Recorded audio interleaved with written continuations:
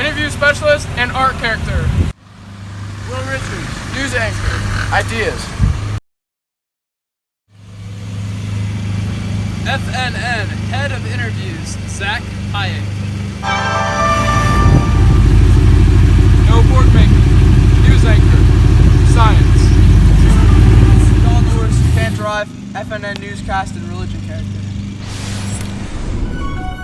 Falcon News Network. Welcome everybody to the Falcon News Network. I'm Will Richards. And I'm Noah Borgman. And today we have a whole lot of interesting content for all you guys. That's right, Will. Much of our talk today focuses on the early modern era. For those of you that didn't know, this was the age between 1450 and 1750 CE. This time contains events and cultural movements that start to shape the world as we know it today. Absolutely. Ever heard of Christopher Columbus or Mona Lisa? Sounds familiar. Let's dive right into our first story, political structures. There are many political structures and forms of government in the early modern period. There are European state structures, such as the divine right monarchies. Most of them use religion to justify their rule. The use of bureaucracy is used as well. There's also constitutional monarchies, which have parliaments that represent different classes in society, and they check each other out, so no one becomes too powerful. Constitutions passed by parliaments restrict the powers of the rulers. There are also colonial empires as well, which distance themselves from the mother country. The establishment of European colonies and trading posts around the globe allow Europeans rise in global power status. Moreover, the political, social, and economic structures implemented in the European colonies had a profound impact on the development of the regions of Spain, Portugal, England, and France during this period. There is also structure in Asia. It's called absolutism, or Oriental monarchies. Examples of leaders during this time are Henry the Navigator, Peter the Great, Akbar the Great, Tokugawa Ieyasu. Now, there are some interesting empires throughout this period, wouldn't you say? Yes, it all started with the motivation of empire building because of increased power, wealth, motivated Europeans, Asians, and Africans. Europeans and Muslims often wanted to expand their faith. Let us first talk about the Ottoman Empire. Let us commence. So, the rise of the Ottomans started with the Mongol invasions in the 13th century that led to the collapse of the Abbasids and Seljuk Turks. Then the Ottomans migrated into Anatolia and established an empire there and began to expand into Balkans and Southwest Asia. Furthermore, they conquered Constantinople and Turkey. Finally, they conquered Syria, Egypt, and North Africa. Through military force, the Ottomans used Janissaries, which were Christian boys captured by Ottomans and then trained as soldiers. Wow, that's rough. But fortunately, they reached their peak around 1750. That's cool. Now let's talk about the Mughal Empire. This empire is related to the Mongols, hence the name. It all started in 1526 when Babur uses gunpowder to found the Mughal Empire. Then Akbar brings most of India under Mughal controls and tried to outlaw Hindu practices of sati. Early Mughal leaders urged cooperation between Hindu and Muslims, later tended to suppress Hinduism. In the end, centralization broke down as later Mughal rulers misused money and failed to foster good relations between Muslims and Hindu. There was also another empire in Russia. Really? Yes. The rise of Russia looked like this. There was expansion into Eastern Europe and Central Asia. Cossacks were sent to settle the new lands. The Romanov dynasty comes to power with support of boyars, or Russian nobles. Peter the Great starts the westernization campaign. The political structure looked like absolute monarchy, and they had a secret police. There was also economic structure that was agriculture-based. After Peter the Great was Catherine the Great, but serfs lost status and freedoms under Catherine, and she also encouraged the Enlightenment ideas and realigned courts and laws to be more like the West. Now to the states and nationalism. In Europe, there were European nation-states, which are a specific ethnic group of a nation or the people. The criteria of a nation-state is having a majority group within a state, dominating the government, which was the state apparatus, and having common people sharing a common culture. That's so true. I forgot about that. In Tokugawa, Japan, there was a Tokugawa shogunate, which had a centralized authority. Also, Tokugawa attempted to revive traditional Japanese culture by outlawing many Western practices like Christianity and the use of guns. That's also true in China. The Chinese did not want much European influence. The Ming Dynasty insisted on tradition. It spanned from 1368 to 1644 CE. Ming rulers were incompetent and failed to repair irrigation. They fell to Manchu invaders who formed the Qing Dynasty. In the 16th century, Jesuits allowed to enter China. Europe attempts to trade with China, but China does not express interest in these European goods. If only the Ming Dynasty wanted to westernize. Yeah, but there were many revolts and revolutions. The scientific revolution kicked off, and it's explained through natural laws rather than superstition. There were new discoveries through the use of the scientific method. The heliocentric universe model increased and improved knowledge about the human body. Discoveries in physics and engineering allowed improvement in technology, better health and sanitation with discoveries in chemistry and biology. The significance is the new way of questioning and traditionally accepting values and ideas. There was also the Protestant Reformation and the Catholic Reformation. Wait, and there was also the Enlightenment, which was with having natural rights such as life, liberty, and property. There's also a right of people to revolt and overthrow the government. There is also freedom of speech, press, and religion. This all started with questioning of traditional values about politics, religion, and social structure. The Enlightenment thinkers are called philosophers. The goals were to increase the religious toleration and have limitations on the government. There's also new political and economic ideas like democracy, capitalism, and a free market economy. With all of this being said, the world becomes more global. The world became truly global. The Western Hemisphere came into contact with the New World. Technological innovation strengthened political organizations, and economic prosperity all contributed to this change that completely altered world trade patterns. Yeah. Labor systems were also transformed. Slave labor became very important all over the Americas. African slave trade was to the Mediterranean from West Africa. Common uses for slaves is domestic slaves, or in the house, or field or mine slaves, such as laborers, workers in the fields and mines. That reminds me of the transatlantic slave trade, originated in the 16th century. The Europeans needed slaves to do labor-intensive work, such as working on plantations and mining. There were locations for certain plantations, such as sugar plantations in the Caribbean.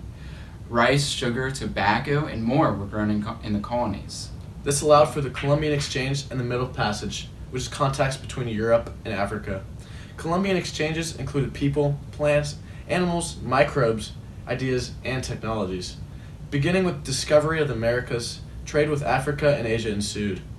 These exchanges increased the movement of ideas and commerce. The passage of slaves across the Atlantic was called the Middle Passage. African kings, states collected slaves to sell Europeans. Europeans transported Africans to the Americas. Global trade was dominated by Europeans linking distant markets, but there were regions not connected to global trade, like China, because they were not interested in European products. Also, Japan, who was only limited trade opportunities with the Dutch, and Russia, who remained outside for a long time, and the Ottoman Empire, who just was not interested. And now, we send you to a long commercial break.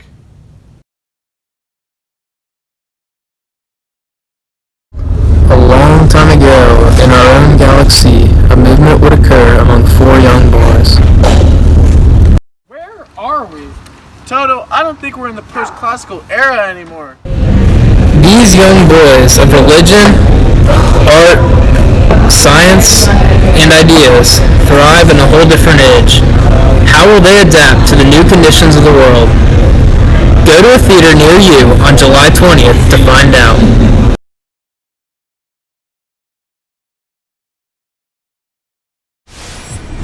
And now, a special newscast sneak peek with the actors in the film. Tell me, Religion, what should I know about the movie? That's tough. There's a lot that happened in the period. Of course, there's flourishing Confucianism in China. Is that all you want? No. Tell me about the gossip, the conflict. Yeah, there was a lot of conflict. Let me start with Islam. In the religion, it spread throughout Afro-Eurasia, but it split into two different religions, Sunni and Shia. This caused tension all around the world, especially the Safavid Empire, and that's in Persia. Do you know Martin Luther? Martin Luther King Jr.? No. Martin Luther. He rebelled against the Catholic Church and formed his own religion called the Protestants. They're based off of Christianity, and many people joined them, and they called it the Reformation. Lots of tension there. Interesting. What about places like South America? What religions were there? It's not really popular, but it's called Sikhism. However, as my buddy Science will tell you, an increase in technology allowed people to spread ideas. This is a huge theme that you'll see during this period. It also caused Christianity to spread to like Latin America and other places like that. There were a lot of mixed cultures, and that caused tension at times. Also, people joined smaller formations, including the Society of Jesus, led by Ignatius of Loyola and Francis Xavier. I don't know if you've heard of that stupid high school called St. X, but that's where the name comes from. Very interesting. That's all, though. Thanks for your time, Religion. No problem. Hello. Ideas, right? Yes, that is me. What can you tell me about ideas in the early modern era? Well, ideas were everywhere. They were in one place, then someone would travel somewhere else, and the ideas would mix. And then there were even more new ideas. Yes, the spread of ideas. Religion told me about that one. Yes, that was huge. A ton of change happened during the period, and a lot of them are named. You might have heard of the Renaissance, the Age of Exploration, the Scientific Revolution, the Enlightenment, and so on. Can you tell me about each of those topics? Well, I don't really have time, but I will tell you that all of them have a common theme. More of a cultural value of knowledge, reason, and adventure. People wanted to know more, go places. An adventurous spirit caused people to explore the world and seek to answer every question, causing a more connected, educated, and modern world. I cannot express to you enough how much people wanted to know everything about the world and go everywhere on it. People valued life and loved artistic expression. Ask my buddy Art all about that. But yeah, those were the ideas of the era. Thank you very much. Hello, Science. It is great to be able to talk to you on this day. Thank you for having me. Was science important during the early modern period? Oh yes, extremely important. I would say that science is the whole reason the world began to change. People could only become more connected and fulfill their ambitious wishes of exploration and knowledge through the use of inventions and technology that science enabled. I don't know if you heard, but there is a huge theme of a spread of ideas occurred because of technology. Yes, I've heard. You say inventions? What are some of those? I could go on all day about the inventions of this era, especially during the scientific revolution. People didn't stop at anything to have more knowledge and have better technology. The sextant, better maps, and other navigational tools helped fuel exploration and spread of ideas by sea. Practical things such as toilets and thermometers were invented. Telescopes, Newton's laws, and microscopes gave people a better understanding of the world around them. Oh, I almost forgot that the Gutenberg printing press. That thing revolutionized the world as people suddenly could read about an event that happened across the globe weeks later. As I said, I could go on all day, and I believe our time is almost up, so I should get going. Wait, Science. One more question, please. What were some famous people that contributed to science? Ugh, okay.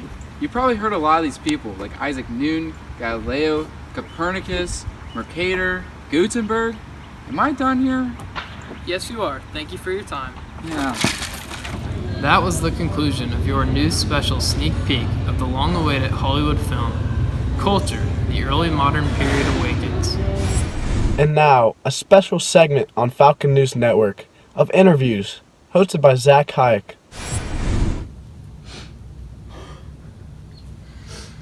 How did the flow of agricultural production increase during the Age of Exploration? Well, there was an increase of agricultural production due to trade becoming more popular. This was because people were finding more resources from other countries. What types of resources were introduced with the Age of Exploration? There was gunpowder that was introduced. With gunpowder brought about improved weapons. Sugarcane was also introduced and mass produced from the island of Haiti that was once very prosperous. What if pastoral peoples, what do they do for a living? They're like farmers that shepherd animals. Oh, okay. What changed for pastoral people? Did it make life easier or harder? There were many tools that made farming easier, including the plow. Although life was made easier, there were hardships for some nations due to disease from foreign people, including malaria in Africa. Beck, I have a couple of questions for you. First, how were the indigenous people, especially from the Americas, affected by European explorers? Well, that's a great question. The cultural people of Americas started in good relations with the Europeans because it showed an opportunity to trade. However, as Europeans became demanding and started to use the native people as slaves, tensions rose, you might expect. Battles sometimes happened, but the Europeans' greater technology dominated and held out. Great. All right. Thank you for your time, Mr. Beck. Not at all. How did trade and commerce change through the age of exploration? Trade and commerce increased due to easier transportation, and there was also a lot more resources that people wanted. What forms of trade came about during the age of exploration? There was a lot more trade by like boats and over water, which helped with long distance trade routes.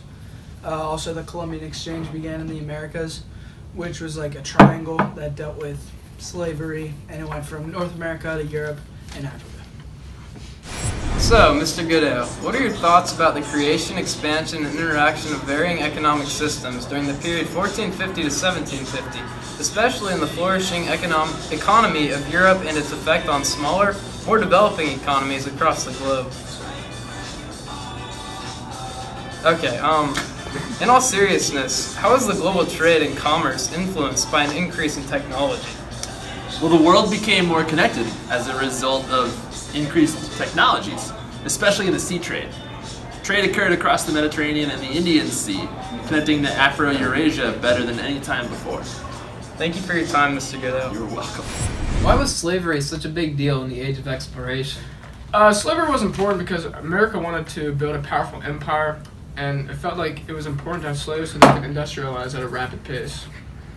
Is slavery the only type of labor system that was evident in the age of exploration? No, there was indentured servitude that was similar to slavery, but after working with no pay for a certain amount of time, you were granted access to another country.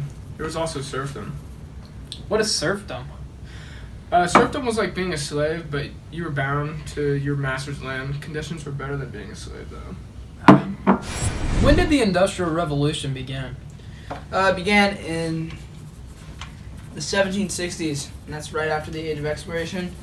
The main lead up to the Industrial Revolution was the Age of Exploration, because people were moving around the world so much and they needed the world to industrialize. What industrialization happened during the Age of Exploration? There's a lot of agricultural innovations, including the flying shuttle and the cotton gin. These increase the speed and efficiency of like farmers' ability to produce. When was capitalism founded? Capitalism was founded in the 17th century by Adam Smith. What is capitalism and why is it important? Capitalism is a form of economy where there are private businesses and the government is more laissez-faire. This kind of allows more freedom and the ability to make money. It's important because that is kind of like a commonly used form of economy in today's society. Zach Hayek standing by with renowned chef and professor, Senor Carabin, for our newest segment, Cooking with Carabin. Cooking with Carabin! Hola, Senor Carabin. I've got a family barbecue coming up. Can you tell me the recipe for your world-famous chicken? Well, first, add the chicken in the pan.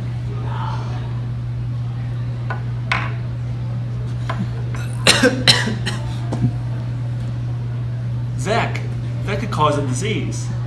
Well, speaking of disease, between 1450 and 1750, disease ran rampant through Europe in the form of measles, diphtheria, typhus, malaria, influenza, and even yellow fever. The life expectancy of the era was only between 20 and 40 years old. Wow, how interesting.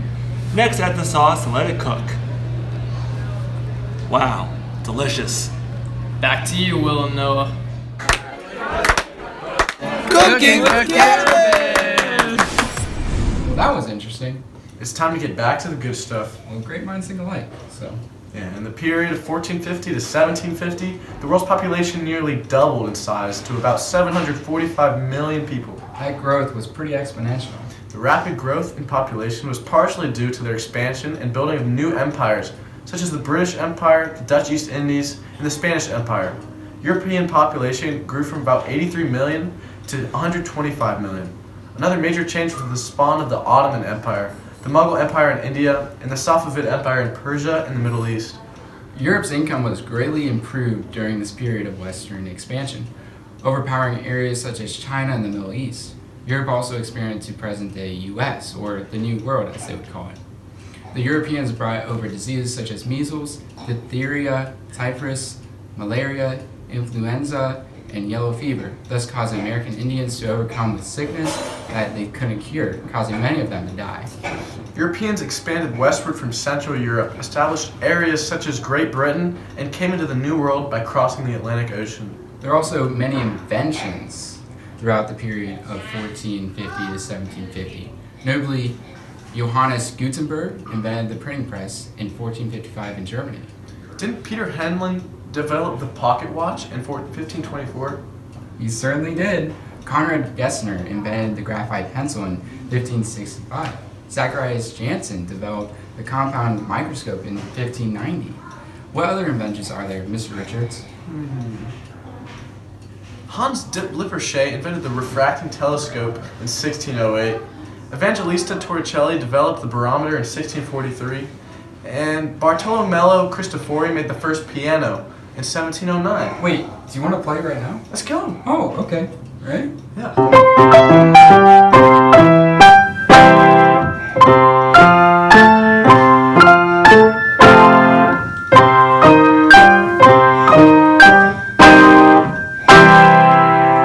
nice. Oh, I almost forgot. Thomas Newcomen, he invented the steam engine in 1712. That's right. Anything else to add before we wrap this thing up? No, sir. All right. This is Falcon, Falcon News Network. Tune in next time. For all the real-time alerts. This was Will Richards And Noah Borgminke signing off. Yay!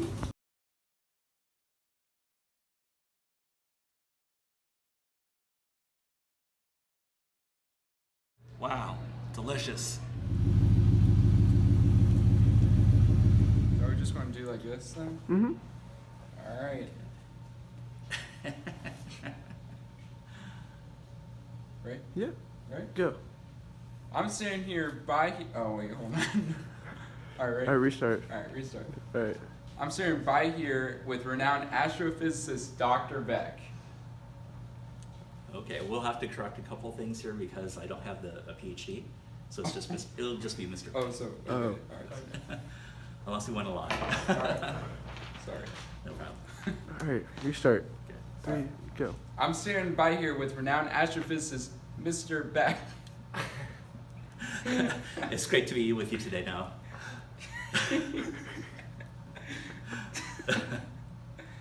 All right, we have to correct this one.